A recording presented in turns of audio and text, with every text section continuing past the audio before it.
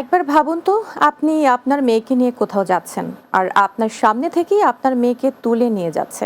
আপনি কিছুই করতে পারছেন না, অসহায়ের মতো শুধু ছোটাছুটি করছেন। রাজধানীর উত্তরায় দিনের আলোয় ঘটে গেছে ঠিক এমনই এক ঘটনা। বাবার কাছ থেকে এক স্কুল পড়ুয়া ছাত্রীকে ছিনিয়ে নিয়ে গেছে বখাটেরা। বিস্তারিত জানাচ্ছেন জুনায়েদ আহমেদ।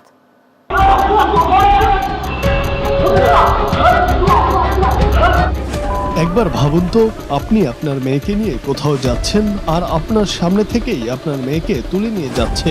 আপনি কিছুই করতে পারছেন না, অসহায়ের মতো শুধু ছোটাছুটি করছেন।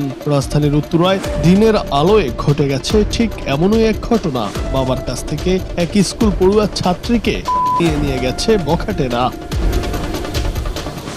ঘটনাটি ঘটেছিল গত 22 এপ্রিল দুপুরে। পরীক্ষা শেষ করে বাবার হাত ধরে বাসায় ফিরছিল মেয়ে। উত্তরা 6 নম্বর সেক্টরের 5 নম্বর সড়কে পৌঁছালে হঠাৎ 6 থেকে 7 জনের একটি দল পথ রোধ করে দাঁড়ায়। কিছু বুঝে ওঠার আগেই বাবাকে অসহায় করে দিয়ে কিশোরীকে পূর্বক একটি গাড়িতে তুলে নিয়ে যায় তারা। চোখের সামনে থেকে সন্তানকে ছিনিয়ে এই দুঃসাহসিক ঘটনায় স্তম্ভিত হয়ে পড়েছিল পুরো উত্তরাবাসী।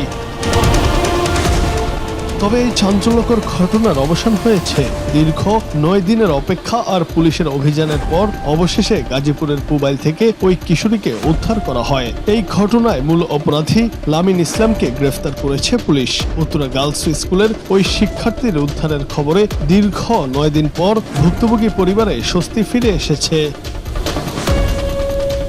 ঘটনার পরপরই উত্তরা পূর্ব থানায় মামলা দায়ের করেন ওই শিক্ষার্থীর বাবা। পরে পুলিশের একটি বিশেষ দল শুক্রবার দুপুরে গাজীপুরের পুবাইলের কালু মার্কেট এলাকায় অভিযান চালায়। সেখান থেকেই গ্রেফতার করা হয় বখাটে লামিন ইসলামকে, যার বাড়ি গাজীপুরের কালীগঞ্জ এলাকায়। পরে তার দেওয়া তথ্যের ভিত্তিতেই কিশোরীকে উদ্ধার করতে সক্ষম হয় পুলিশ।